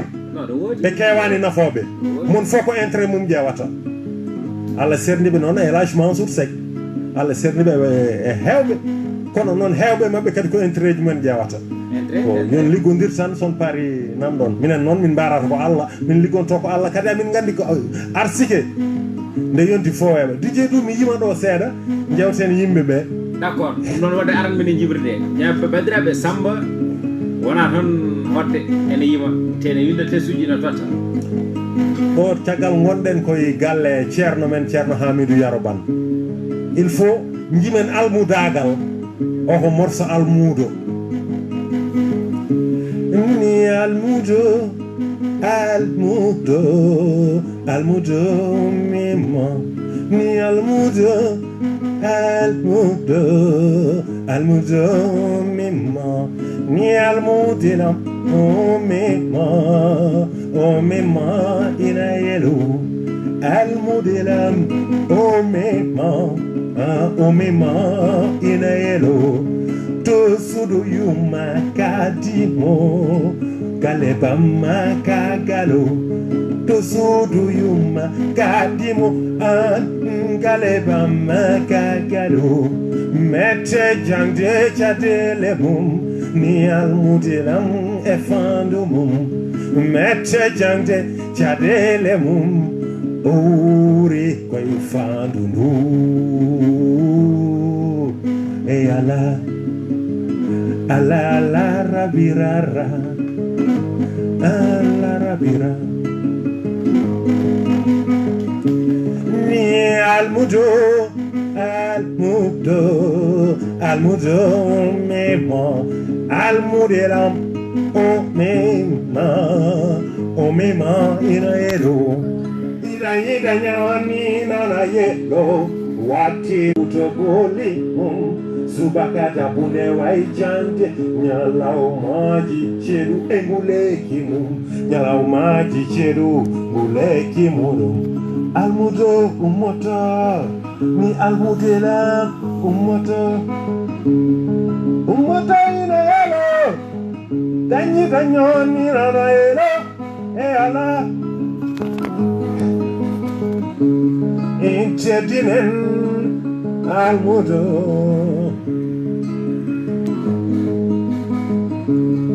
kotedinen almudo yurmoden almube tedinen almudo yurmoden almube serembe men de dude mawde waliyaɓe men de maje gandal serembe men de dude mawde waliyaɓe men de maje gandal almameɓe meɗen ardiɓe din koɗon ɓe ndewno koɗon de ɓe ndewno ceerno Hamidou Yaro Bane wallay koɗon o rewno ceerno Hamidou Yaro Bane wallay koɗon o rewno mimi almudo mimo almuderam mimo machallah almudelam ummima fa tabarakallah machallah Samba hol hitande puɗɗiɗa nadde e jimri nde tawno aussi janngude ɗum e nadde hen wona gotum ayo min bon no mbimami ni nani min jimri ko école musique par ce que nde jami toon nawnomi toon ko janngude guitare mbeɗa yoɓa mensualité em ha timma mais ne waɗi couruji vocaliste ne waɗi couruji jimri professeur o wimi pourquoi pas mi wattata wadde couruji jimri mbimi ala min addimi ɗo tan ko janngude guitare mi wona jimowo Allah waɗi bon o wi kam haydara caggal ka joɓowo ko joɓata ko fof foti donc wattu hen tan janngude jimri ndi ni woni école amen musique oɗo morceau mo jimanmami ɗo créenomi ɗum ko toon somin chaque année somin keɓa diplôme aji amen somin keɓa nos attestation fin d' année o saɗa heɓa attestation ma alay sako mbaɗa créé un morceau a yimat ko toon puɗɗimi wattude yimde toon e école toon puɗɗimi wattude yimde guila nden noon mi seyrani e yimde heddi komi yimata hami yaltina walla mi waɗani des produits mi yaltina mais chaque jour mbeɗe créé to jooɗimi foof koye guitare am joguimi mbeɗe yima mbeɗe créé des morceaux ha hande kadi répertoire eɗen mbawi ɗo hirde mbeɗe yimanma morceau jaam répertoire nan ɗo ha kewi ɗi gastata morceau nene holno ɗum ardi nene morceau ɓooyi guila mbeɗe woni école tan no mbimami ni nden no wonno wona ngawlam ngu wonno hen ko musique o tan nene o ko guila nden mbanmi ɗum composé heddi oɗo nene single mo jaltinmi ɗo premier single presque ko musique o welini min base musique o neno ne waɗi to jimannomi ɗum mais y a un ami claviste omo waɗi no challenge goto korka rawane challenge o koye yimde Mouhammadou donc koye on base ƴettinmi morceau nene o ko challenge he tan quoi mais ko base musicale o kono kala guitare toɓɓere guitare walla musique mo nanɗa e nder morceau nene ko min jouwi ɗum ko min créé ɗum min waɗi ɗum jiiɗi so tawi aɗa jogui son eɗen mbawi ɓennin sen galami hokkon extrait seeɗa tan min extrait noon jeyen en jeeyi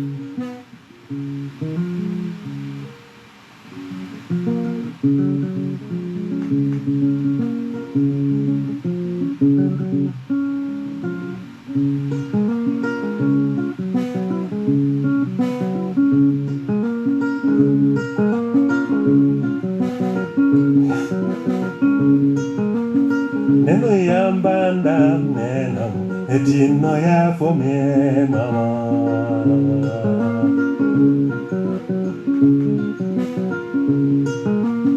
neno yambanda neno etino ya fome mama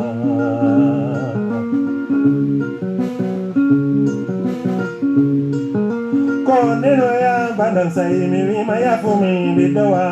ya pejinado neno yambanda sai mima ya fome bidowa ya pejinado neno yambanda neno atino ya fome mama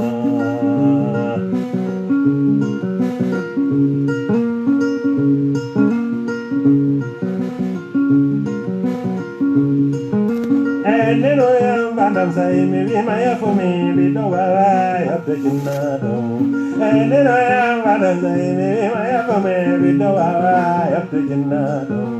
neno yambanda neno etino ya fome mama nene mama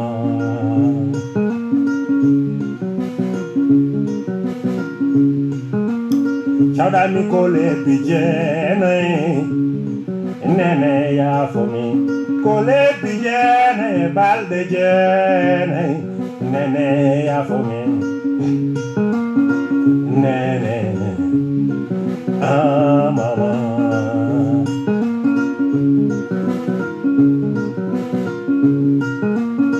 idami heida aidami damda nene ya fomi nene mama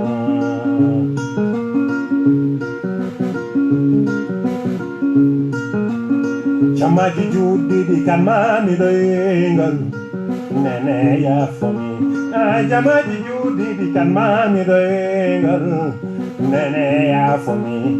adanota ko sowana midani mi woppata endu illa midani adanota ko sowana midani mi woppata endu illa midani neno ya banda neno chino ya fome mama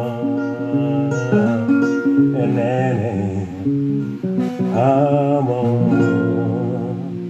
Est-ce que dans la musique sinno woni no extérieur dañan hen des millions et des millions ay nan ɗon tan kadi ko nan ɗon tan sen dañño kam hade émission gaza ɗo wawi fondeɓe extrait single o single o mi daari ɗum ɗo mi yaani ɗum ok mi yaani mo ga hen c'est ça bon mais kadi ni c'est quelque chose qui est très important kadi aussi kala nanɗo aɗa yima tan ene andi ka bawɗo ɗum a wona koccidi ɗum tigi machallah mais wona bawɗo ɗum mais komi jannguɗo ɗum kam ka janngo mbeɗa janggi ɗum kam dj ɗum mais ko jangga jimri kam mbeɗa janggi ɗum quoi franchement ko jangga ko wawa fa tabarakalla machallah non yo Allah fandin tan répertoire o ne yaaji gasata aɗa mbawi walde ɗo Allah nunɗina gandal ngal voilà nalankoɓe tokosɓe aroɓe lesɓe beela ɗe yi hen relève bammal nalankoɓe tokosɓe les bon mi yaani taw kam baɗɗomi hen ɗum ɗo sona neɗɗo goto mbeɗa yi ɗum e leñol pular omon waɗa kam art musique pular quoi mbeɗa andi kam ko nalanke yiɗi ko eko nalankagal namdi ko nane makko ko nalanke no nalanke foti wonde ni to foti rewde ɗo a faami ene foti heɓoyde to fof caractére uji nalankagal fof nane makko ko heddi noon ko Allah jogui omo lombi hakkude meɗen e jolfuɓe on woni Kane Diallo welma ne incarne ɗum ne yiɗi ɗum ne yaɓɓa ɗum kadi ine mum ene jarani ɗum bon so Allah waɗi moƴƴere franchement eɗen ñagonomo Allah yo ndew jokkata e ngal ɗon jaɓɓal ndew jokkata kadi e ndeɗon darde nde tawno kadi nalankagal tampani sikora so tawi koto banggue fulfulde nde ala ko Kane Diallo foti ɓeydude par rapport eko cettanɗama ko so tawi koto banggue caractére so tawi koto banggue rentade waɗa andiri par ce que hanki tan ndeysan mboɗo salminamo e minen kalde téléphone min kalde ko juusi kadi ko minen koddiɗo min gonɗo min goɗɗodira hen mi haalisi hen Kane Diallo welma kadi aussi ko neɗɗo jiɗɗo pulaku noon hedoro noon ko wona ko jiɗɗa ko keɓata ko mbajjiri rekkuma ko ɗon ko ɓamata voilà sono ko sago makko ne kaldren pular ko noon haaldirde pular jahowo noon ha ala ko heddi so wona windidde walla winditade walla yimtade jimɗi baba mal walla windude tigui rigui tessuji mum taw koye pular wonko yimɓe heewi ko pular ma o jogori yettude ko album makko sohla kono noon ne manki futankagal seeɗa jiɗɗa yettade ɗo ne manki ɗum wonno ko juudu jeeri mais tagui han jogade makko on ɗum ɗo tan kono mbiruɗa ni omo jogui on engagement ɗemgal ngal ko ɗemgal ngal woni probléme makko seeɗa mais kadi no way foof omo yima pular kam e musique aji makko mais sa ƴeewi koye mode goɗɗo mais ko heddi ko komi jiiɗo ko hulɓinimi ɗum mi yii ko hulɓinimi hen par ce que a wawi wiide banggue relève bon holno mbiyata ka artiste tawa fuɗɗima nalankagal ma on 20 ans joni walla 30 ans mais ko morceau jeegom joguiɗa ɗi gandirɗa guila Samba Seck en jibinaka ni wonen nan ɗo ha joni mbaɗa ar par ce que minen nde woni yimɓe en puɗɗoro vas-y taw ko morceau ji ɗi ñagotoɓe ko banggue windude to alay saago kadi yimɓe binda alay saago ɓe bitta aɗa jomum taw nana waɗa cartonné lenguiji nana waɗa wone gueɗe mais ko ɗon wonno vision ko ɗon tan haadi ene manki manano diɗorno bindi donc ɗum foof ha joni gartan tan koye banggue wona wadde craché musicien ji ɗi non ko wadde ñaaka tan e yidde kadi nde ɓe ɓeydata darade tigui nde tawno nalankagal men ne jogui ŋakkede seeɗa eɗen jogui probléme holno mbatten ha no mbiɗa ni so bammal ummima ɗo taw bammaluji 50 nan ɗo taw wona goto wona relève goto jiɗɗen ñagotoɗen Allah noon ko no mbimami ni enen foof nanggodiren ballodiren ɓerɗe ɗe gona goto enen nalankoɓe haɗum wawa yadude yesso holko addante en ɗum noon ko yidde en soynade ko towi yidde en hebde to towi jaɓɓan en jaɓɓal mum so neɗɗo walli en fala kalam so wallani en continuen e jaɓɓal meɗen ganden ko ɗo jiɗɗen yettade kadi wooda ko diwtinɗen koye men so tawi ala ko diwtinɗa hoorema ma wotta yettoyaki d' accord won projet ji ɗi joguiɗa eyi Samba Seck projet ji mum kewi pour l' instant Samba Seck kam somi welami ala ko mbaɗami ɗo prouvé hankadine côté Sénégal so mi juumani Sénégal kam ala boîte mawɗo momi joani ɗum ala nalanke mawɗo momi joddaki kamɓe Ahmed Mal mbeɗa salmina ɗum de passage min mbaddi ɗo gurdam kewɗam taw koye boîte uji he tan min joanno relève bimo mbiyanmami ɗo ala lieu momin joani e gueɗe goɗɗe mais Samba Seck mi jogui projet ji no mbiyanmami ni projet ji d' abord ko yaltudemi leydi ndi mi jiggoyo kadi goɗɗum mi ƴeewoya gandal goɗɗum mi yaltani noon jooɗoyade ala ko change air e yiiloyade goɗɗum e andoyde goɗɗum ittatami ɗo ɓeydude gandal eko joguimi ko kono ɗo kam ko ɗo woni base am woni fofofam Samba Seck jogui projet aussi no mbiɗa ni jimri ndi pourquoi pas Samba Seck waɗa un album ɗum kadi ko hen wona album waɗe bon c'est vrai rewde caggal yimɓe aɗa hoɗana ɗumen c'est très intéressant ɗo waɗan ɗumen composé c'est très intéressant mais aussi wonko wonata e nder fittanuma DJ du wawa suuɗade sa moftini kene gañma tan donc alay sago waɗa moment ko créeɗa ko essaye yaltinde ɗum kolla ɗum aduna comme no morceau nene woni e dañde aussi un label ɗum ko hen wona aussi nde tawno kala bandiraɗo gummiɗo Mauritanie walla bandiraɗo gonɗo ɗo e Sénégal ala e mabɓe kamɓe awluɓe ɓe mbaɗo enregistré walla e koreji men fuɓɓe wolɓe taw noddanima moƴƴi noon ko daña label mo jeenɗa hoorema studio de production mo jeenɗa hoorema taw garɗo foof on jahata hay nokku koye nokku mon liggoto ɗon ko label mon jogui ɗon mbawa kadi yaltinde e wawde wallude par ce que kalami ɗo ko fof kadi mbeɗa yiiɗi jogade darde wawde darade wallude nalankoɓe haalpulaar en tomi poti wawde yettade foof ɓe jetto ɗon komi poti wawde dañde e aduna foof ɓe daña ɗum ko dardam ko yiddam mbeɗa yiɗi ɗum donc ma jaranam foof a weltanama mbaɗa nalankagal e gawlago ene serti bon nalankagal ngal e gawlago ngu neɗɗo ɓe sertude seeɗa Samba Seck mon fof ne andi Samba Seck min mi wima gawlagu tagui ham jogade hen motivation nde tawno neɗɗo ko gonɗa ko a wawa salade ɗum min Samba Seck par ce que faɗo sa sodimo 3 millions ne a sakkango tan daroɗa e dow makko so tawi noon mi ari mi wonani gawlo walla mi oppi gawlagu mi jamfima hay somi ɗuminani mi jamfima komi gawlo noon mais gawlagu kadi e nalankagal ne ɗoɓi serde seeɗa minen awluɓe ko minen jeeyi koye amen minen awluɓe won komin mbawi wonno min mbawi yettorade DJ du tomin beela min natat c'est vrai ne waɗi jokkere en ɗam rôle gawlo kam ne heewi sen gartum ɗo hannde e rôle gawlo en gasnata kadi kono noon won comportement mo gawlo jogoto on comportement nalanko ala droit jogade ɗum par ce que il faut yaada e teddugal ma ngal yaada e conviction ma o koɓe mbiyata genre Samba e Mbayan ko minen awluɓe noon ɗaɗa andi kam minen kam somin mbaɗani Samba e Mbayan tan moƴƴani d' accord mais Samba Seck gurɗa koye nalankagal walla gurɗa koye gawlago min gurmi koye art et conviction mo joguimi o kala ganduɗo Samba Seck ko gawlo kono andira Samba Seck ne askina andira Samba Seck ne yaha e galleji rimɓe a andira Samba Seck ne yaha mariage mo noddaka kala to jiiɗami garme e yangue addimi ɗon ko joude instrument mo pour mi joude o walla noon wona yangue bandam nde wonno hande wonto Allah hemnuma bandiraɓe amen gollernaɓe walla horfonaɓe so kewni a ardani toon ñagade nde tawno ala kadi mo gardanmi toon hokkam ala addatami toon kono Allah fonnimi ɗo bandamen kala ko noddimi nototo addatami toon ko fodde jeeyede e wuuro he addatami toon ko mbeɗa foti wawde so wuuram noddimi noto walla ko bandam yangueni mi noto ala ko banden puyri eyyi kono noon a tawata kam kam mbeɗa nangga e wutte neɗɗo hokkam jurgalam walla mbeɗa askina walla goɗɗum mi wawa diwde ɗum mi wawa anje ɗum kono neɗɗo foof eno Allah windiri ɗum ko noon Allah windirimi ko noon Allah windirimi Dakar nani ala biyoma mi fotte Samba Seck bon nan ɗon tan dal ko noon Allah windirimi min kam musique o eko guitare am mo joguimi ɗo jogui gurdamam kañum wurnimi ko hen kadi woni base am ko hen ɗuminmi quoi c'est ça DJ ɗum d' accord wadde Samba wuuri koye nalankagal wuuri koye art wuuri koye fofof ne haadirtini hen kono noon Samba ko gawlo kono noon ala ɗo meeɗi wakkade dolake makko tan wonde nadde galle kaari mboɗo yaha moɗo ñagoye ɗum non mi wona gaskinowo mbeɗa saaha par ce que ɗum bonnanta kam DJ ɗum mais ko Allah waɗirimi noon mbeɗa wawi ƴettude en saahaji mboɗo yima ni e nder programme yimɓeɓe nderɗa nderɗa e programme he nderɗa kono an a rerɗani hen aɗa wawi totel ɗo huuɗo joni tota ɗum neɗɗo yaha ay par ce que neɗɗo probléme neɗɗo kadi aussi mankat famde tan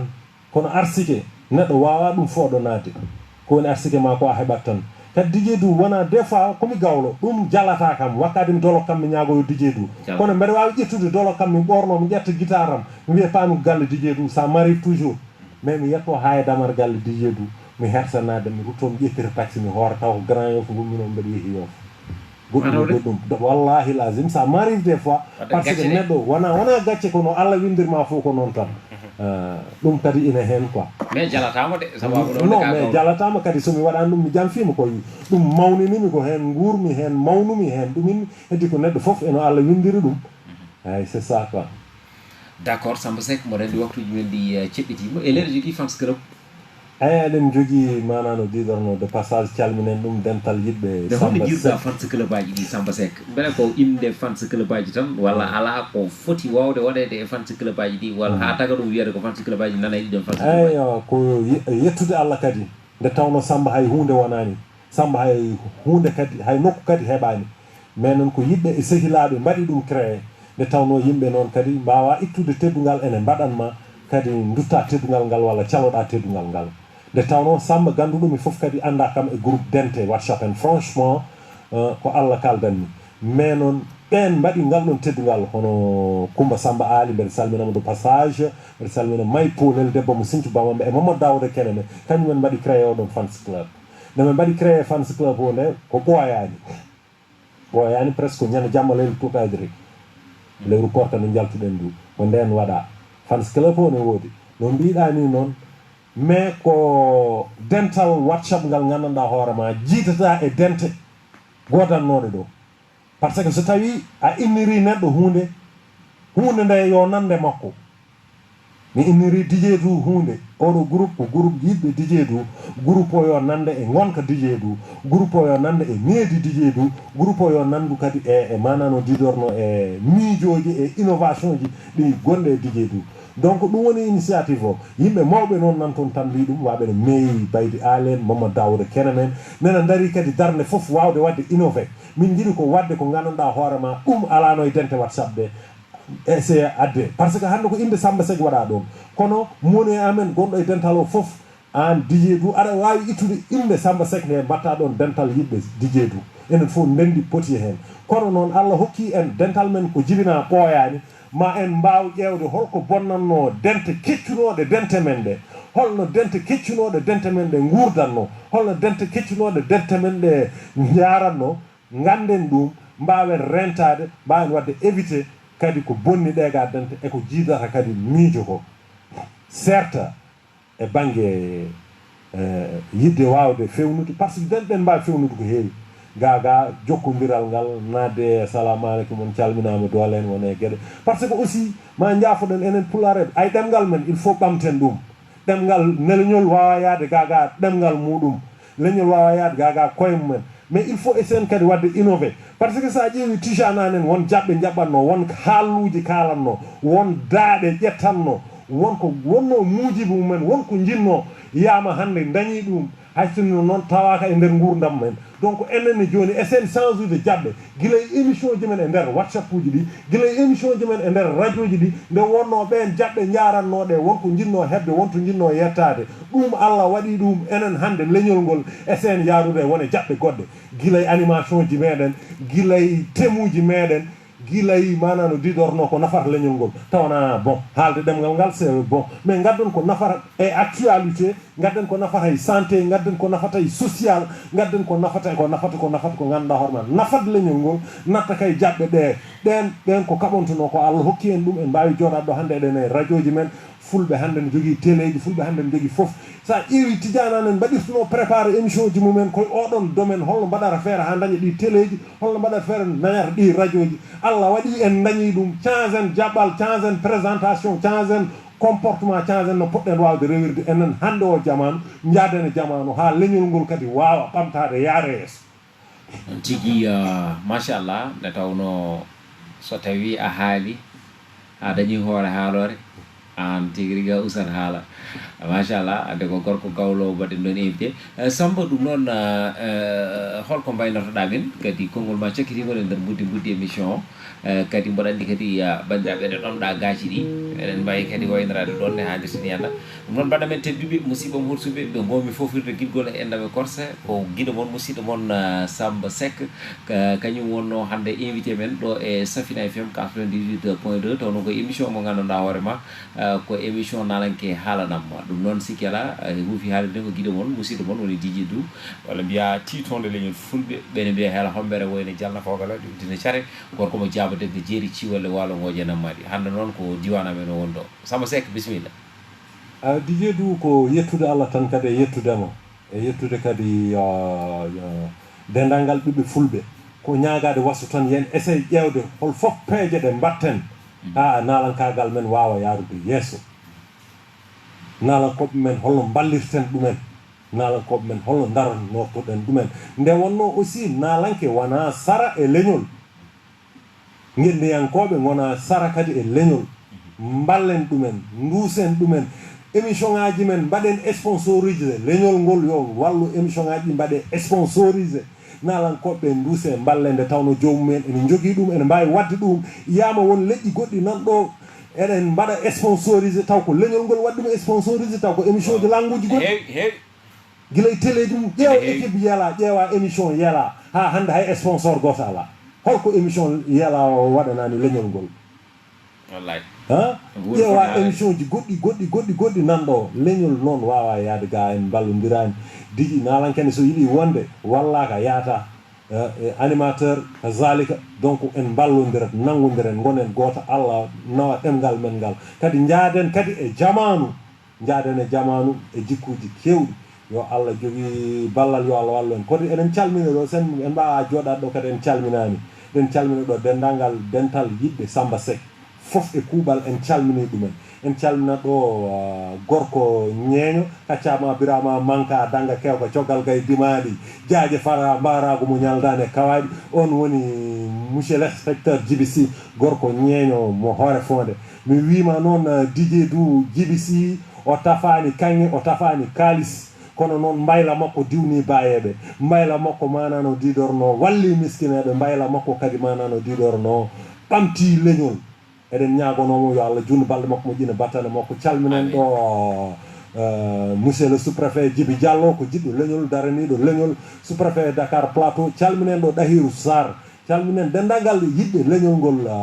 kalajo en bandiraɓe men foof en calmini ɗumen daraniɓe leñol calminen ɗo Diawo Dia Tissi nde tawno kañum waɗatami habillé chaque dimanche wi kam ko ɗo hay 2 ans komin waɗatma habillé ɗum ɗon noon aɗa andi weeɓani on addi ballal mum manano didorno e ɗum eɗen mbiye kadi yo leñol ngol ñembe ɗum kadi yo yañu ɗum o yaña ɗum e leñol ngol kadi omono waɗa ɗum noon Allah jarama on jarama kada ko feewi hen gandon ko Allah subhanahu wa taala kala ko oñi hen gandon ko toyam ummi kono wona sagam nde tawno kadi kala e saaha moƴƴi ko yimɓe joddo coccodira hakkillaji coccodira ɓerde kalda gonga so gonga ala hay hunde yaata kalden gonga e banggue nafowo eno suuɗi o ko wona ko bonnani en ala ko ɓeydanta en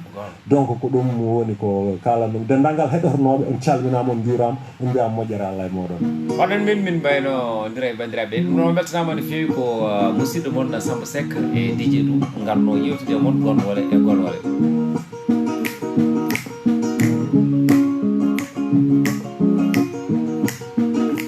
yumma ñangi hayo baba ñangi ayo yumma ñangi e baba ñangi ayo yumma ñangi e baba ñangi e majaho sai hindi asira e majaho sai hindi asira isai